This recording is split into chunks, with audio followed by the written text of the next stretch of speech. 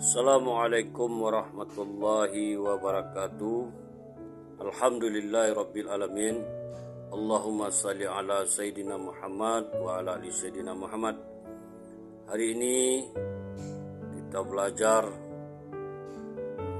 untuk mendengarkan hadis tentang keutamaan membaca Al-Quran. Sebelum kita membicarakan tentang keutamaan Al-Quran, mari sama-sama kita subscribe, like, komen konten ini. Hadis tentang keutamaan Al-Quran. Dari Utsman radhiyallahu anhu, Rasulullah sallallahu alaihi wasallam bersabda, sebaik-baik kamu adalah orang yang belajar Al-Quran dan mengajarkannya. Hadis riwayat Bukhari, Abu Daud, Tirmizi, Nasa'i, Ibnu Majah. Dalam sebagian besar kitab hadis ini diriwayatkan dengan menggunakan huruf waw, artinya dan.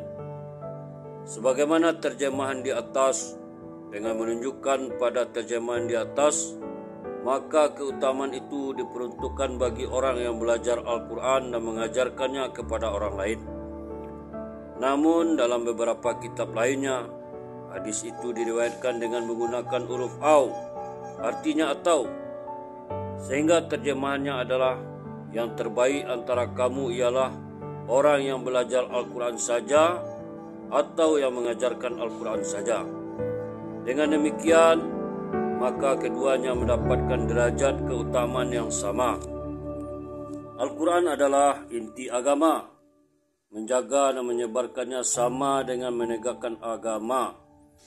Karenanya sangat jelas keutamaannya mempelajari Al-Quran dan mengajarkannya.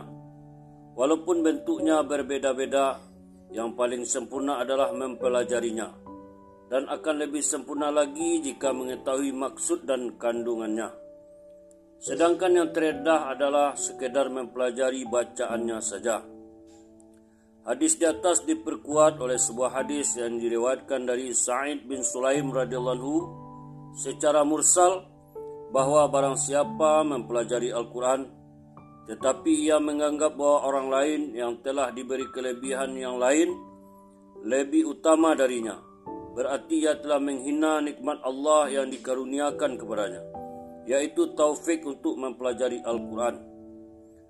Jelaslah bahwa Al-Quran itu lebih tinggi daripada yang lainnya, sebagaimana akan diterangkan dalam hadis-hadis selanjutnya, sehingga harus diyakini bahwa membaca dan mengajarkannya lebih utama daripada segalanya. Mengenai hal ini, Mula Ali Qori rahmatullahi menegaskan dalam hadis yang lain bahwa barang siapa menghafal Al-Quran, maka ia telah menyimpan ilmu kenabian di kepalanya. Sahal Tustari rahmatullahi berkata, tanda cinta seseorang kepada Allah adalah menanamkan rasa cinta terhadap Al-Quran di dalam hatinya. Dalam Syarah Al-Ihya diterangkan bahwa di antara golongan orang yang akan mendapatkan naungan arsy ilahi pada hari kiamat yang penuh ketakutan, yaitu orang yang mengajarkan Al-Quran kepada anak-anak dan orang yang mempelajari Al-Quran pada masa kanak-kanak, serta ia terus menjaganya hingga masa tua. Dari Abu Sa'id radhiyallahu anhu berkata, Rasulullah SAW bersabda, Allah berfirman, barang siapa yang disibukkan oleh Al-Quran daripada berzikir kepadaku dan memohon kepadaku, maka aku berikan kepadanya sesuatu yang lebih utama daripada yang aku berikan kepada orang-orang yang memohon kepadaku. Dan keutamaan kalam Allah di atas seluruh perkataan adalah seumpama keutamaan Allah atas makhluknya. Hadis riwayat Tirmizi, Darimi dan Baihaqi. Orang yang sibuk menghafal Al-Quran, mempelajari Al-Quran atau memahami Al-Quran sehingga tidak sempat berdoa, maka Allah akan memberinya sesuatu yang lebih utama daripada yang dia berikan kepada orang yang berdoa. Sebagaimana dalam urusan keduniaan, Jika seseorang akan membagikan kue atau makanan kepada orang banyak, lalu ia menunjuk seseorang untuk membagikannya, maka bagian untuk petugas yang membagikan itu akan disisihkan lebih dahulu.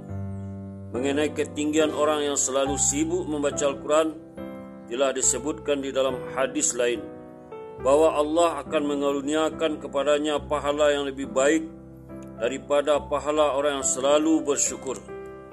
Itulah hadis, kisah, berita tentang keutamaan orang-orang yang membaca Al-Quran.